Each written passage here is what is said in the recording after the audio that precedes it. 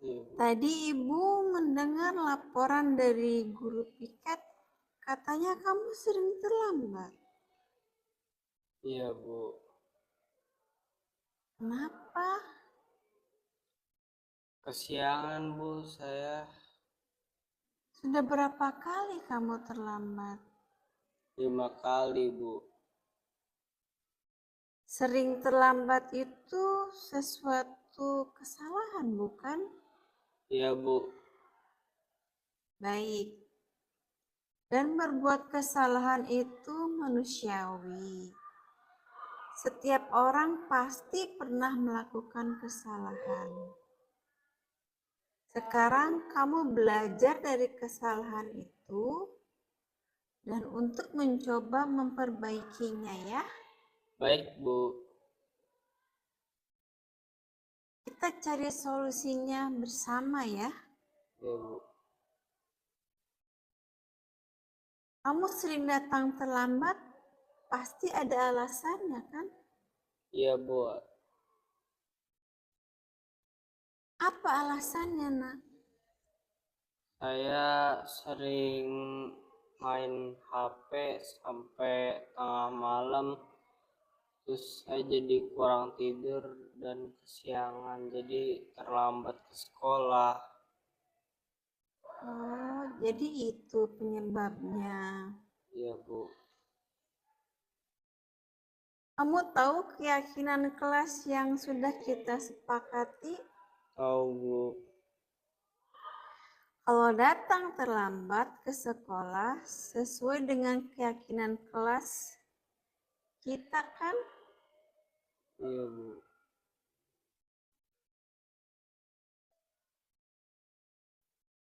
keyakinan kelas apa yang sudah kamu langgar? Disiplin, Bu. Menurut kamu disiplin itu penting tidak?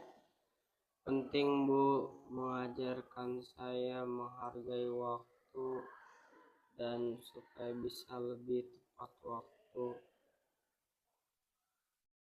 Oke.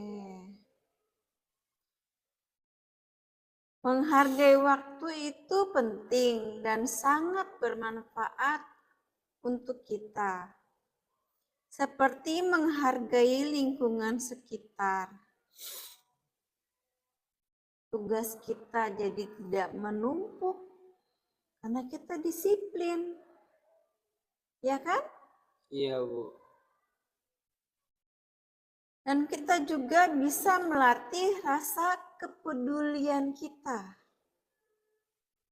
Mengerti? Ngerti, Bu.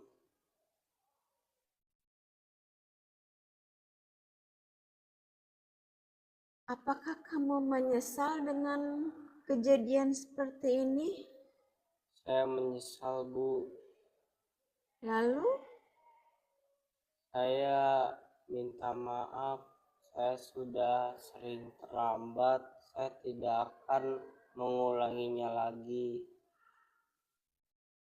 janji ya, Nak ya. Iya, Bu. Oke. Sikap yang paling baik sudah kamu lakukan yaitu dengan meminta maaf. Dan kamu sudah mencari solusinya. Itu dengan cara apa tadi? Tidak bergadang lagi kan? Iya, Bu. Janji ya, Nak ya. Janji, Bu.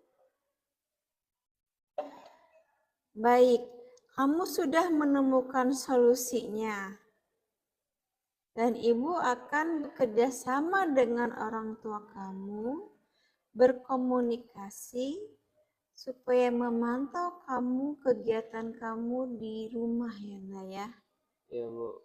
Oke, terima kasih ya, Nak. Iya, Bu. Sama-sama.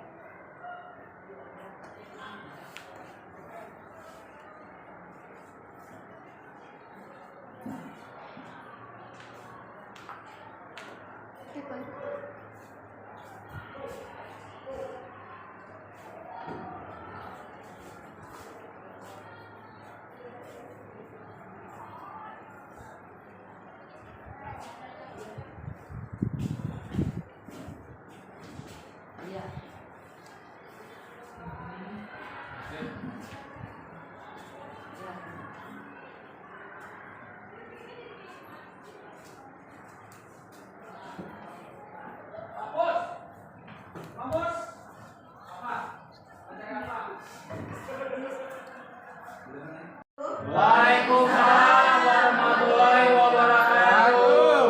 Terima kasih Bapak Ibu atas kehadirannya untuk kegiatan hari ini. Puji syukur kita panjatkan kehadiran Allah Subhanahu wa taala yang mana telah memberikan kita kesehatan sehingga kita bisa berkumpul di acara kegiatan budaya positif, menyebarkan pemahaman dan penerapan pengalaman budaya positif. Saya Desi Sugiarti, CGP Angkatan 10 Kabupaten Bekasi.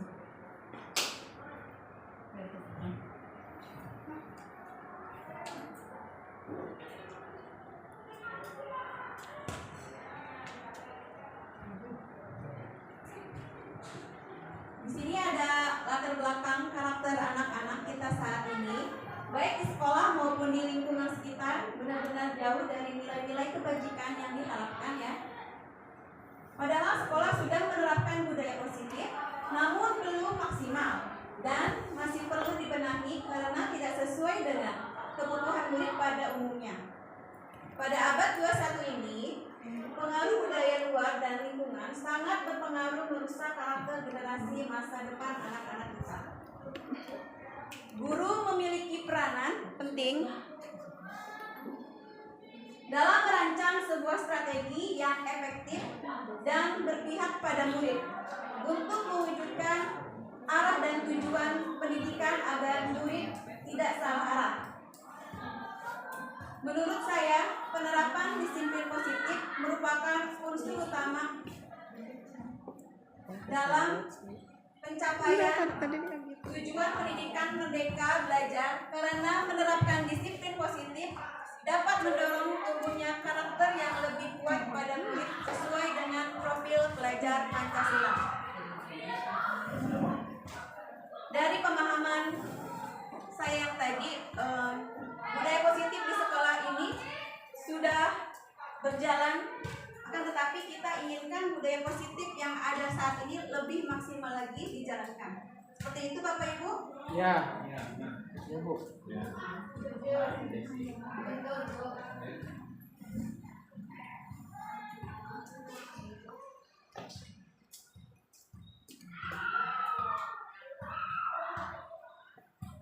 Tujuan CGP calon guru penggerak. Bismillah ya, Bu, calon guru penggerak semuanya biar bisa jadi guru penggerak ya. Memenuhi tugas aksi nyata, sekarang saya sedang melaksanakan aksi nyata modul 1.4 tentang budaya positif di sekolah pada program pendidikan guru penggerak Angkatan 10 Kabupaten Bekasi. Berbagai praktik baik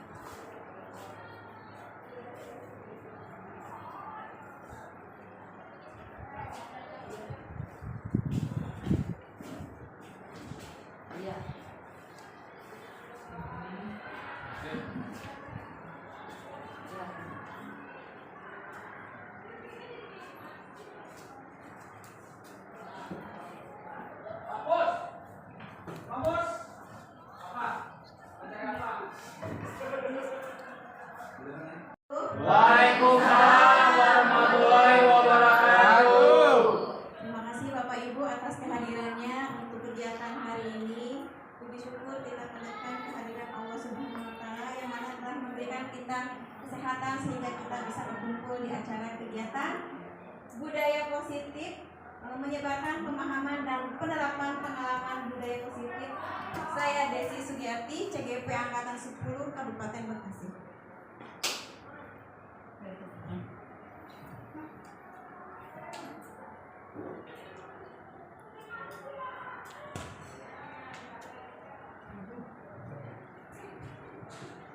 Di sini ada latar belakang karakter anak-anak kita saat ini, baik di sekolah maupun di lingkungan sekitar, benar-benar jauh dari nilai-nilai kebajikan yang diharapkan ya. Padahal sekolah sudah menerapkan budaya positif, namun belum maksimal dan masih perlu dibenahi karena tidak sesuai dengan kebutuhan murid pada umumnya. Pada abad 21 ini, pengaruh budaya luar dan lingkungan sangat berpengaruh merusak karakter generasi masa depan anak-anak kita. Guru memiliki peranan penting dalam merancang sebuah strategi yang efektif dan berpihak pada murid untuk mewujudkan arah dan tujuan pendidikan agar murid tidak salah arah. Menurut saya, penerapan disiplin positif merupakan unsur utama dalam pencapaian tujuan pendidikan merdeka belajar, karena menerapkan disiplin positif dapat mendorong tumbuhnya karakter yang lebih kuat pada murid sesuai dengan profil pelajar Pancasila. Dari pemahaman saya yang tadi, budaya positif di sekolah ini sudah berjalan, akan tetapi kita inginkan budaya positif yang ada saat ini lebih maksimal lagi dijalankan. Seperti itu Bapak Ibu? Ya. Ya Bu. Tujuan CGP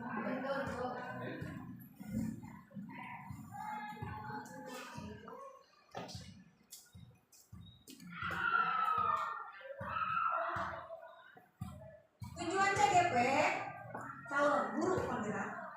Bismillah ya, calon guru penggerak semuanya biar bisa jadi guru penggerak ya. Memenuhi tugas aksi nyata, sekarang saya sedang melaksanakan aksi nyata modul 1.4 tentang budaya positif di sekolah pada program pendidikan guru penggerak Angkatan 10 Kabupaten Bekasi. Berbagai praktik baik. Assalamualaikum warahmatullahi wabarakatuh.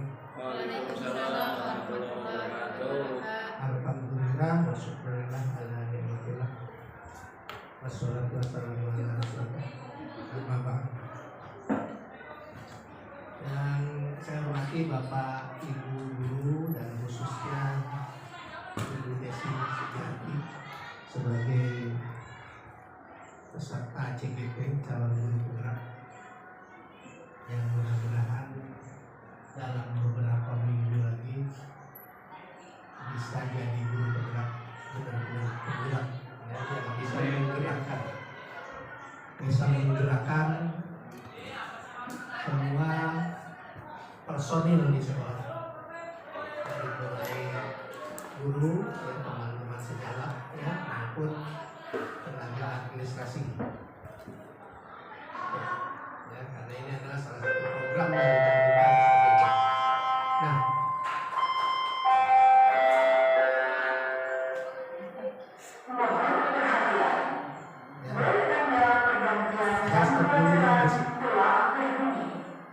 kepada para siswa dilarang keluar kelas tanpa seizin guru piket.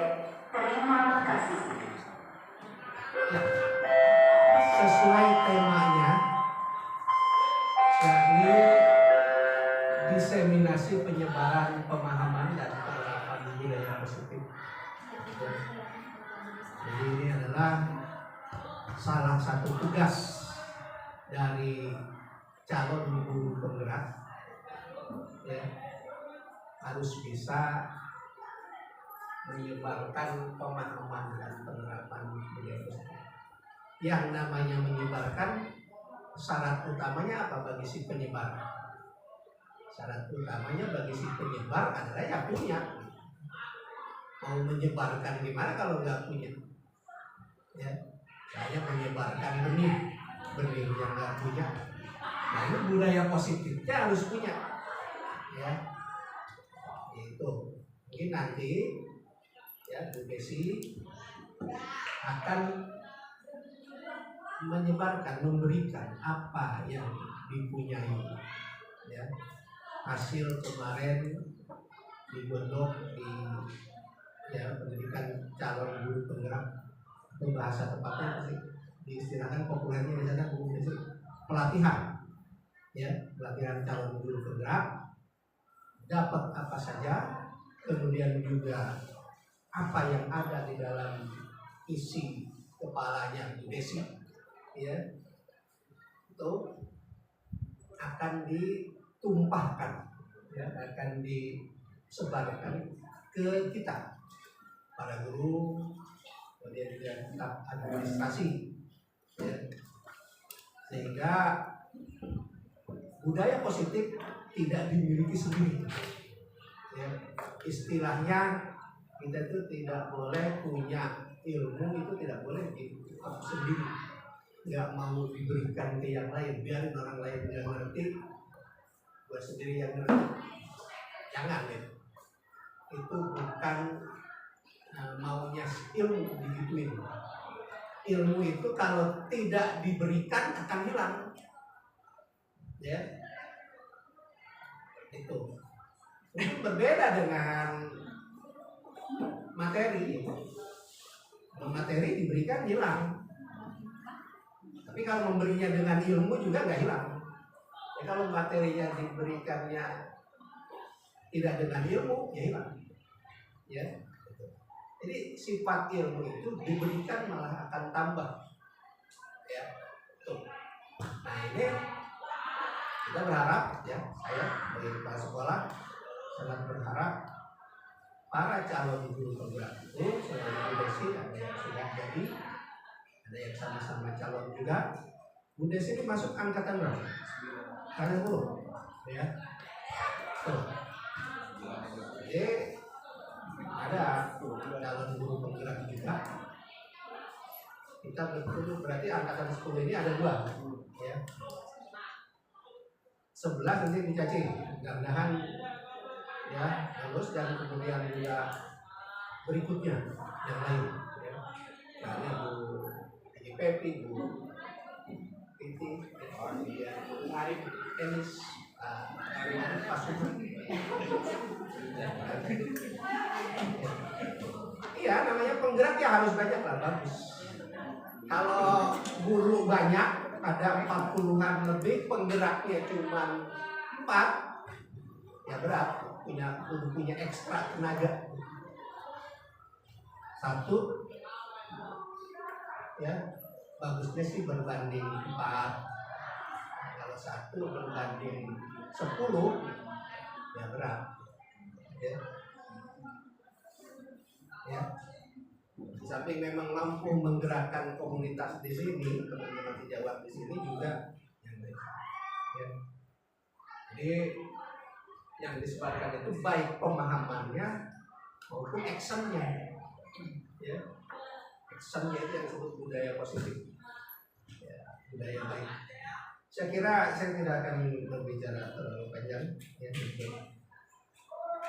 Selanjutnya dipersilahkan kepada Bu Desi selaku calon penggerak. Sekali lagi jangan sampai ini hanya untuk pemenuhan syarat dalam CGP, tapi memang betul-betul budaya positif itu bisa tersebar dan terinternalisasi di semua personil, di semua personil sekolah, terinternalisasi sehingga jadi budaya juga, ya.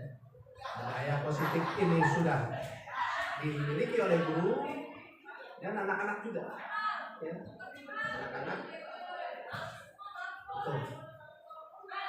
Sehingga apa yang diamanatkan oleh guru, jika kita memang mengedepankan pendidikan karakter ini yang terangkum dalam profil pelajar Pancasila itu, bisa terlaksana dan terinternalisasi masuk ke dalam rongga jiwa semuanya ya tentang siswa.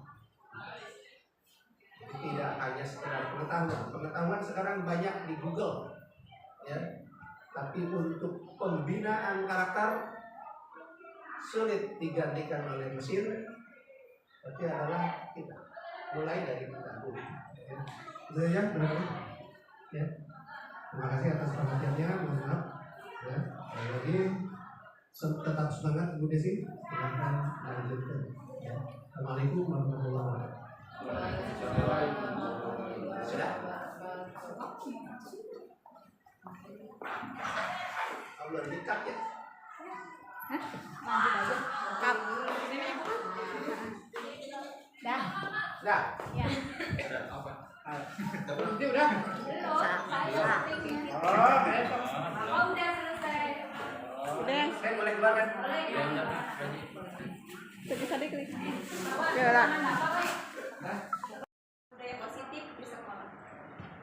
Yang pertama, menciptakan murid yang merdeka belajar dan mewujudkan profil pelajar Pancasila. Yang kedua, menumbuhkan budaya positif. Yang ketiga, mewujudkan pembelajaran yang menyenangkan dan berpihak pada murid. Menumbuhkan budi pekerti. Dan yang terakhir, mengajarkan murid mencari solusi dari suatu permasalahan. Yes. Konsep inti perubahan paradigma belajar, disiplin positif, nilai-nilai kebajikan, motivasi perilaku manusia, posisi kontrol dulu, keyakinan kelas, kebutuhan dasar manusia, segitiga restitusi. Pembelajaran perubahan paradigma belajar. Di sini ada pembelajaran yang dirancang berdasarkan prinsip pembelajaran yang berdiferensiasi. Berdiferensiasi itu berbeda ya pembelajarannya.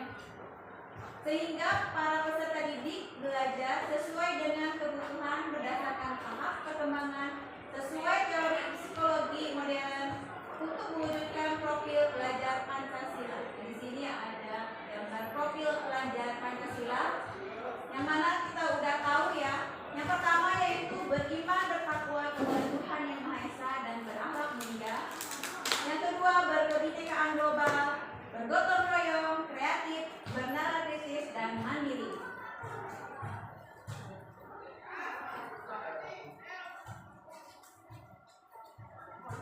Dan miskonsepsi teori kontrol menurut Dr. William Glasser dalam kontrol teori, ilusi guru mengontrol murid.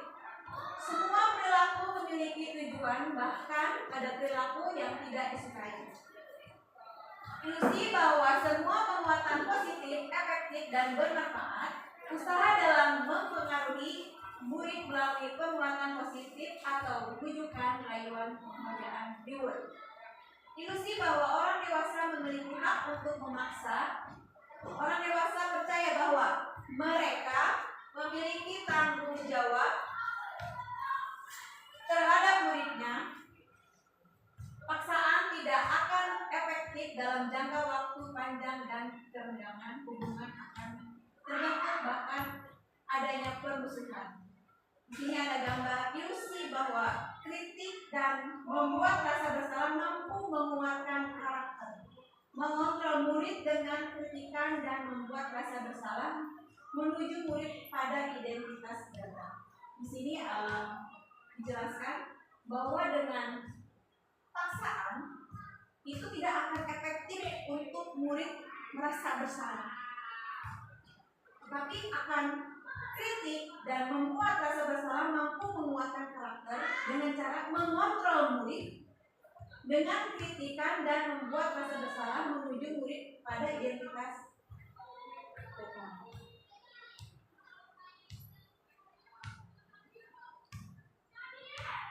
Di sini ada bagian mengubah paradigma stimulus respon ke pendidikan teori kontrol.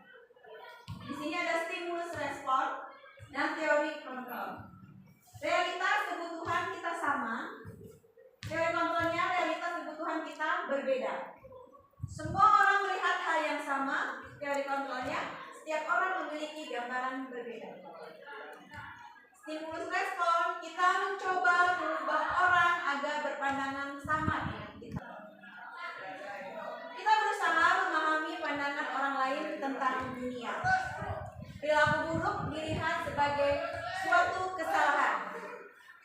Semua perilaku memiliki tujuan. Saya bisa mengontrol orang lain. Teori kontrolnya, Anda tidak bisa mengontrol orang lain. Pemaksaan ada pada saat bujukan.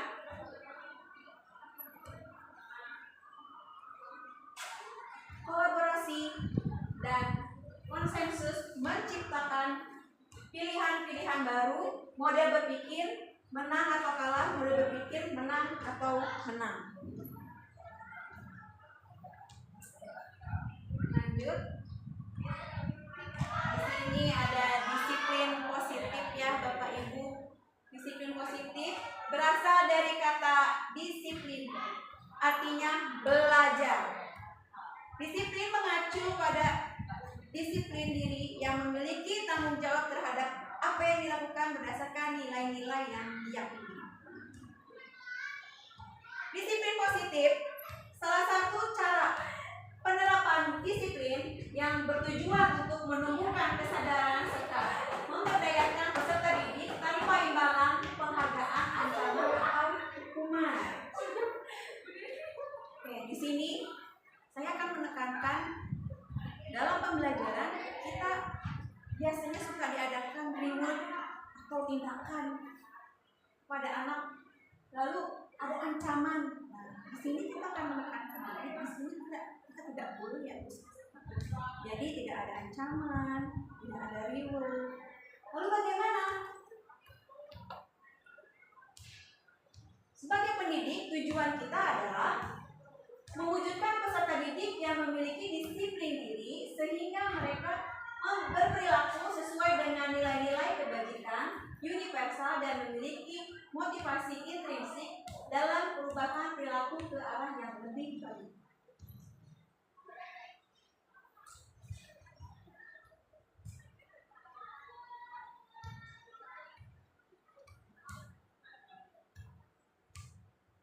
Nilai-nilai kebajikan, nilai yang disepakati bersama terlepas dari suku bangsa, agama, bahasa maupun latar belakangnya.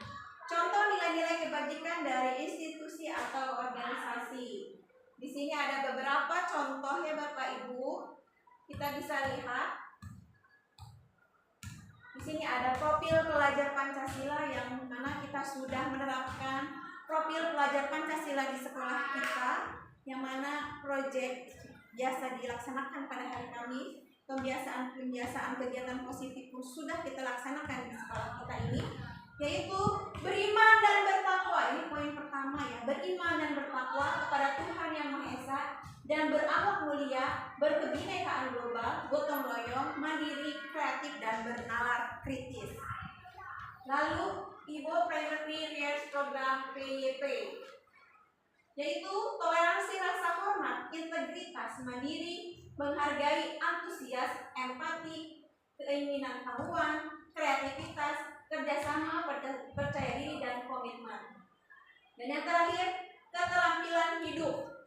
Keterampilan hidup dapat dipercaya, lurus hati, pendengar yang aktif, tidak merendahkan orang lain, dan memberikan yang terbaik dari diri. Jadi di sini tentang keterampilan hidup saya akan sedikit menjelaskan, yang mana kita harus menghargai pendapat orang lain, menjadi pendengar yang aktif tanpa mencela, tanpa memotong obrolan orang lain, dan tidak merendahkan orang lain. Nah, di sini ada kebutuhan dasar manusia. Kebutuhan dasar manusia adalah segala sesuatu yang kita lakukan untuk mendapatkan apa yang kita inginkan. Kebutuhan dasar manusia. Seluruh tindakan yang kita lakukan memiliki tujuan tertentu, dan semua usaha terbaik yang kita lakukan adalah dalam rangka agar semua kebutuhan dasar kita terpenuhi dengan baik. Apa saja sih kebutuhan dasar manusia? Kebutuhan kita apa saja Bapak Ibu di muka bumi ini? Kebutuhan untuk hidup. Nah, di sini ada 5 kebutuhan dasar manusia. 5 dasar kebutuhan manusia, yaitu pertama, bertahan hidup, kasih sayang dan rasa ingin diterima. Ketiga, penguasaan. Keempat, kebebasan. 5, kesenangan. Bertahan hidup, kebutuhan kita apa? Manusia bertahan hidup itu dengan kita butuh rumah untuk bertahan hidup. Kasih sayang, kita perlu kasih sayang, kita perlu cinta, kita butuh disayang, kita butuh rasa ingin diterima, pendapat kita ingin diterima oleh seseorang. Lalu penguasaan, kita butuh penguasaan, kita ingin menguasai apa? Misalnya kita butuh penguasaan, ingin menguasai belajar komputer atau menguasai, saya ingin bisa berenang. Dengan tujuan apa saya ingin berenang? Saya ingin dengan cara berenang saya ingin memperbaiki, mungkin ada yang rasa sakit di dalam tubuhnya, misalkan ada usaha kejepit atau lainnya. Katanya kalau dengan berenang kan bisa diperbaiki penyakitnya seperti itu. Lalu penguasaan apa lagi? Saya ingin bisa mengemudi, misalkan ingin bisa menyetir mobil biar kita mandiri, nggak bergantung kepada orang lain. Dan salah satu contohnya seperti itu ya Bapak Ibu. Lalu kebebasan, kita juga butuh kebebasan yang namanya biasa disebut dengan me time ya, seperti itu. Lalu kesenangan, kita juga butuh kesenangan, salah satunya itu healing. Oke. Dengan bermain, humor atau antusiasme tertawa ya. Kesenangan terutama kita butuh sekali ya pada saat-saat kerjaan banyak. Yang dipikirkan healing itu piknik atau pengen nyari kesenangan di luar rutinitas kita, seperti itu ya. Contoh untuk bertahan hidup tuh apa aja ya tadi yang sudah saya jelaskan, yaitu kita butuh rumah, kita butuh makan, kita butuh tempat tinggal, kita butuh keamanan, kesehatan. Lalu rasa kasih sayang yang saya diterima, ya kita butuh rasa diterima, dipedulikan, berbagi, kerjasama, menjadi bagian dari kelompok itu. Harga diri, penguasaan, keinginan untuk dianggap, memimpin, berprestasi, diakui atau didengar. Di sini sudah jelas ya dari 5 kebutuhan dasar kita manusia, apa yang sudah saya paparkan. Oke. Motivasi perilaku manusia.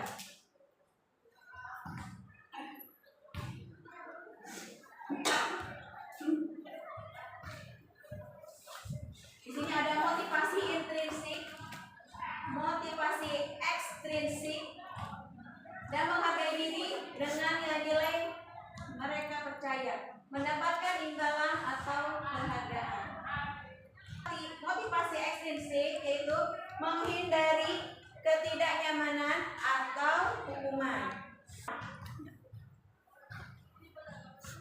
Sini ada perbedaan hukuman, konsekuensi, dan restitusi.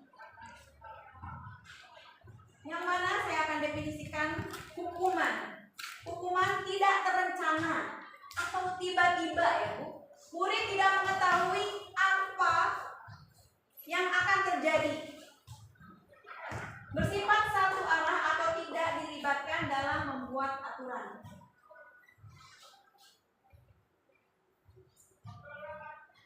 Berupa hukuman fisik atau psikis. Yang kedua, konsekuensi. Konsekuensi ya Bapak Ibu. Di sini konsekuensi terencana dan disepakati sesuai peraturan. Murid tetap dibuat tidak nyaman, guru memonitor murid. Restitusi. Proses menciptakan kondisi bagi murid untuk memperbaiki kesalahan. Proses kolaborasi yang mengajarkan murid untuk mencari solusi. Dari apa yang sudah saya sampaikan, di sini saya akan membagikan lembar refleksi Bapak Ibu silakan isi dari kegiatan ini tentang refleksi dan umpan balik dari rekan sejawat untuk kompetensi guru penggerak. Silakan diisi ya Bapak Ibu. Makasih Bu. Makasih Bu Idris.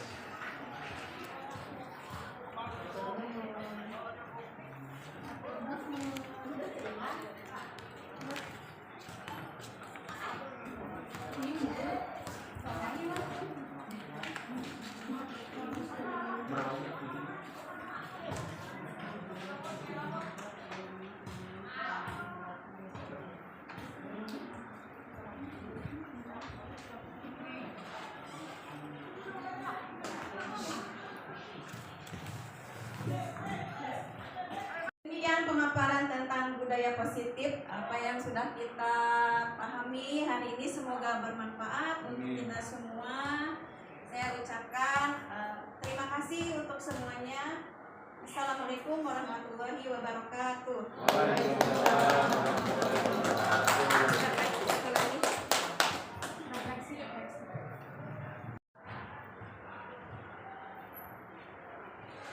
Maaf Bapak Ibu,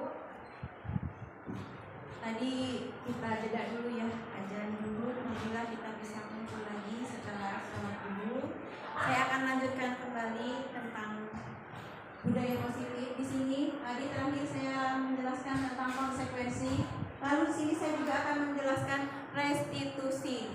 Yang mana restitusi adalah proses menciptakan kondisi bagi murid untuk memperbaiki kesalahan. Proses kolaboratif yang mengajarkan murid untuk mencari solusi sendiri. Nah, di sini saya akan menjelaskan ketika ada masalah, biasanya kita langsung menghukum murid tanpa menanyakan sebab dan akibatnya. Itu dulu juga pernah saya rasakan seperti itu. Tapi ketika saya sudah mengikuti pembelajaran dari guru penggerak, saya mengetahui tentang restitusi. Yang mana restitusi itu ketika ada masalah kita cari tahu dulu sebab akibat kenapa anak itu bisa berbuat seperti itu. Lalu ketika sudah tahu penyebabnya, kita komunikasi dengan anak, cari solusi. Jadi tidak ada hukuman. Kita tahu masalahnya apa dan kita tahu solusinya seperti apa. Lanjut.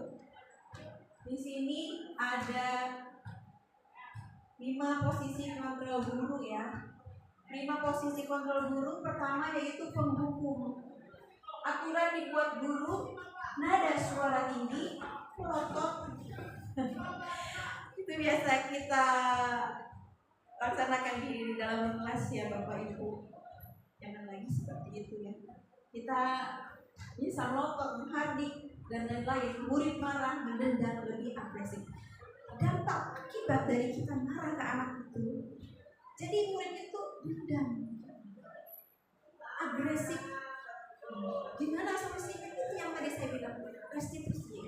Ketika ada masalah, cari permasalahannya apa, sebab akibatnya apa, kita komunikasikan itu. Orang yang baik banget dengan murid atau dengan orang tuanya kalau bisa kita libatkan, cari solusinya dan sepakati apa yang akan dilaksanakan. Lalu pembuat merasa bersalah, nada suara lembut, murid merasa bersalah dan rendah diri.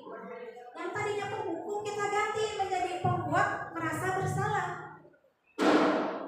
Nada suaranya kita ganti dengan lembut.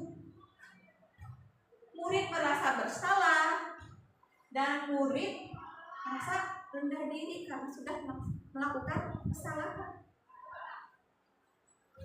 Lalu teman layaknya berteman ada sisi positif dan negatif. Ketergantungan pada satu atau beberapa guru yang berteman dengan guru tersebut.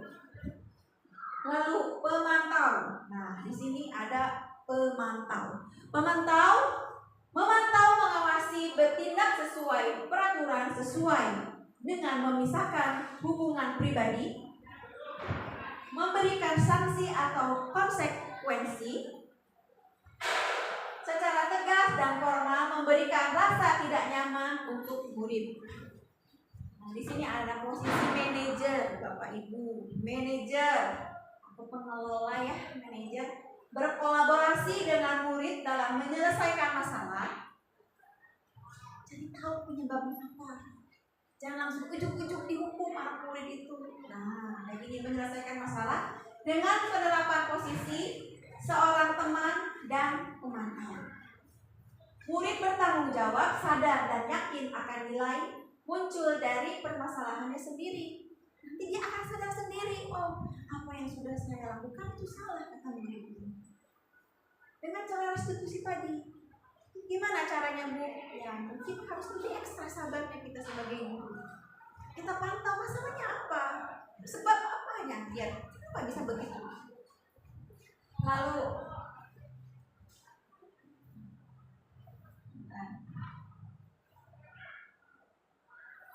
di sini ada contoh penerapan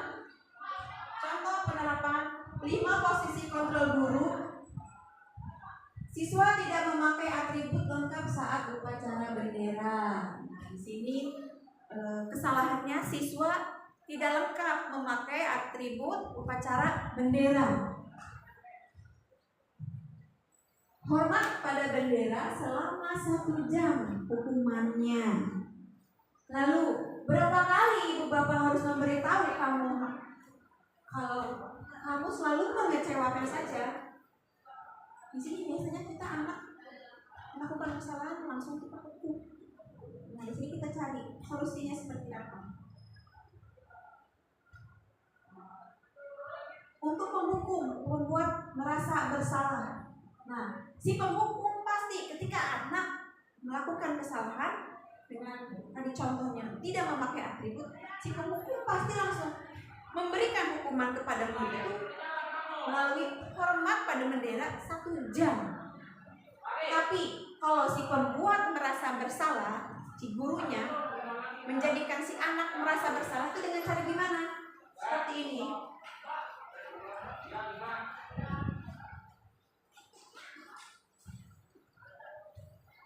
Berapa kali ibu atau bapak harus memberitahu kamu selalu saja mengecewakan dengan nada rendah, dengan tatapan mata kita yang seolah-olah berbicara dari hati ke hati.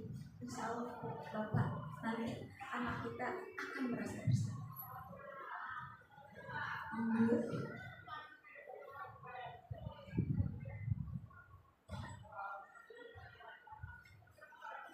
Contoh penerapan 5 kontrol guru, 5 posisi kontrol guru. Kasusnya siswa tidak memakai atribut lengkap saat upacara bendera. Nah, di sini ada ceritanya. Ayo dong ikuti aturan sekolah, kata temannya. Tolong dong bapak, bantu bapak ibu ya kali ini ya sudah tidak apa-apa, lain kali jangan sampai berbuat lagi seperti ini. Kalau guru berbicara itu seakan-akan berbicara seperti teman. Apa dipanggil apa? Kalau guru sebagai pemantau, kamu sudah melanggar peraturan sekolah, kamu tahu konsekuensinya. Setelah upacara, kamu beli atribut ke koperasi dan jangan diulangi lagi. Nah, di sini si pemantau langsung memberikan statement kamu salah. Ketika salah, gimana solusinya? Lalu setelah ditemukan solusinya, sepakati. Seperti itu. Di sini upacara. Setelah selesai upacara, dia melaksanakan upacara dulu. Dia tahu kesalahannya tidak, atributnya tidak ada. Setelah selesai upacara disuruh membeli atribut. Dan setelah itu disepakati tidak akan mengulanginya lagi. Nah, seperti itu. Itu dari pemantau. Lanjut.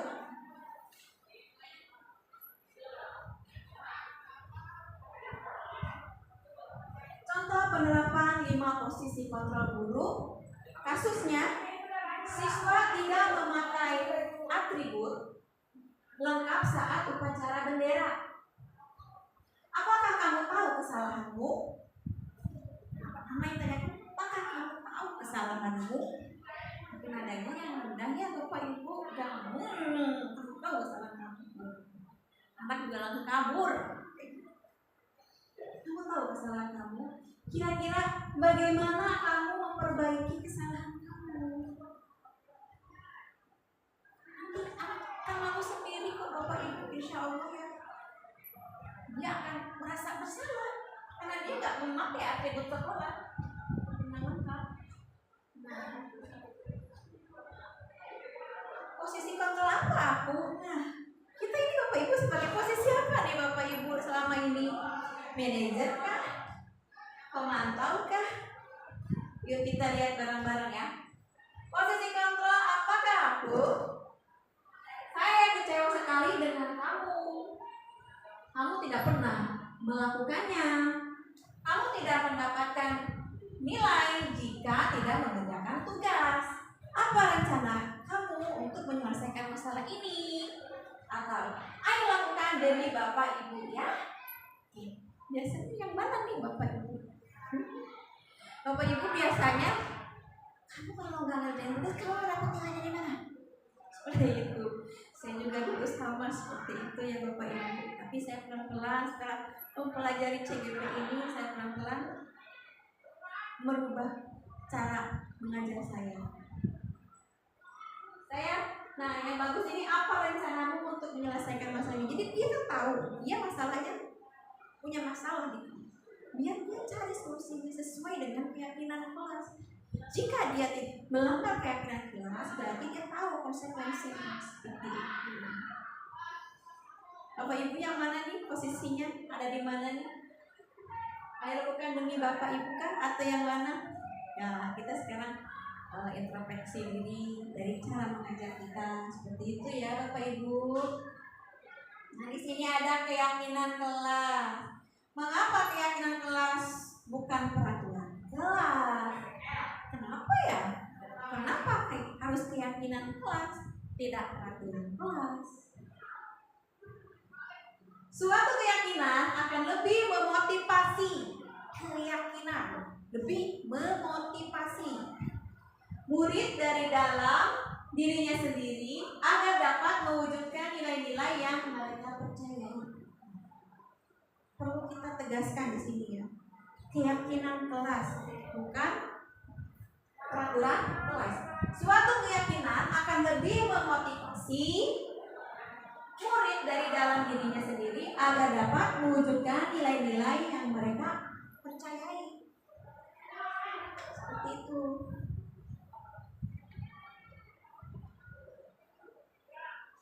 Ciri-ciri keyakinan kelas seperti apa sih? Ciri-ciri keyakinan kelas bersifat abstrak, berupa pernyataan universal, dibuat dalam pernyataan positif. Kata-katanya pun harus positif ya Bapak Ibu, jangan yang negatif-negatif biar anaknya juga enak dibacanya. Singkat dan jelas agar mudah diingat, jangan terlalu banyak keyakinan kelasnya. Pusing sendiri nanti kita. Anak juga banyak banget sih nanti yang melanggar keyakinan kelas yang mana ini. Kita cari kalimat yang mudah dipahami, jangan terlalu banyak ya. Sesuai dengan kondisi kelas agar mudah diterapkan, berkolaborasi dalam pembuatan keyakinan kelas. Cara melakukan atau membuat keyakinan kelas itu dengan berkolaborasi dengan anggota kelas. Di mana aja ya murid, guru sepakati, kita musyawarahkan apa yang harus kita yakini di dalam kelas sehingga anak-anak tahu konsekuensinya jika melanggar apa yang sudah disepakati. Dia tahu konsekuensinya apa. Keyakinan kelas merupakan sebuah nilai-nilai kebajikan universal yang telah disepakati bersama. Disepakati bersama berarti antara guru dan murid-murid bersepakat dengan keyakinan kelas tersebut.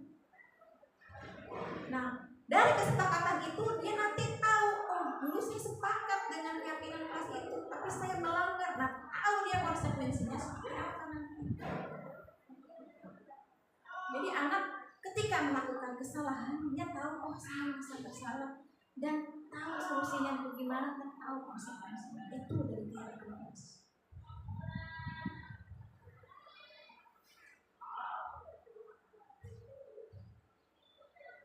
Di sini ada segitiga restitusi. Salah satu proses dialog yang dijalankan oleh guru agar dapat menghasilkan murid yang bertanggung jawab. Oke. Di sini kita memimpikan murid yang mandiri, bernalar kritis, bertanggung jawab, berinovasi. Karena kita mulai pelan-pelan ya Bapak Ibu, cara mengajarnya kita diubah, yang mana tidak ada hukuman ya. Dengan cara apa Bu? Ya kita lihat restitusi seperti ini. Segitiga restitusi ya, salah satu proses dialog yang dijalankan oleh guru agar dapat menghasilkan murid yang bertanggung jawab. Bertanggung jawab dalam artian jika mereka melakukan kesalahan, dia tahu konsekuensinya dan harus bertanggung jawab. Betul Bapak Ibu? Nah, di sini ada segitiga restitusi, di sini ada gambarnya. Kamu tentu punya alasan mengapa melakukan itu. Ketika ada anak melakukan kesalahan, yang ditanyakan, mengapa kamu melakukan itu? Mengapa kamu terlambat? Mengapa kamu tidak memakai atribut sekolah? Ditanya dulu pelan-pelan. Cari tahu sebab akibatnya. Lalu, keyakinan kelas apa yang telah kita sepakati? Adakah cara yang lebih efektif untuk mendapatkan apa yang kamu butuhkan? Kamu ingin menjadi orang seperti apa? Setiap orang pasti pernah melakukan kesalahan. Kamu bukan satu-satunya yang pernah melakukan kesalahan ini. Di sini ada validasi tindakan yang salah dan menanyakan keyakinan, menstabilkan identitas. Nah, di sini adalah penjabaran dari segitiga restitusi. Sudah saya jelaskan di awal cara menindaklanjuti ketika ada anak yang bermasalah, kita menggunakan segitiga restitusi. Yang pertama tadi apa Bapak Ibu? Ya, menanyakan kenapa, mengapa kamu terlambat, mengapa kamu bolos, mengapa kamu berkelahi.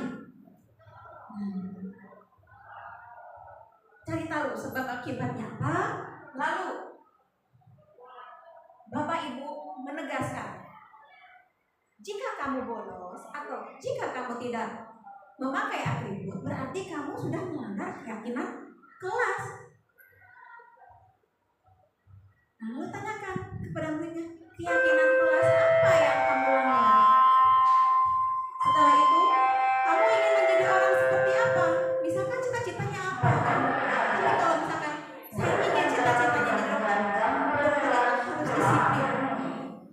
Bapak Ibu harus menegaskan lagi, dengan cara kalau kamu boleh seperti ini, berarti kamu sudah tidak disiplin. Bagaimana kamu mau menggapai cita-cita kamu jika kamu saja dari sekarang sudah tidak disiplin? Bagaimana solusinya? Cari masalahnya. Kamu kesiangan itu kenapa masalahnya? Mungkin dia sering main HP sampai malam atau bagaimana? Kita cari tahu masalahnya.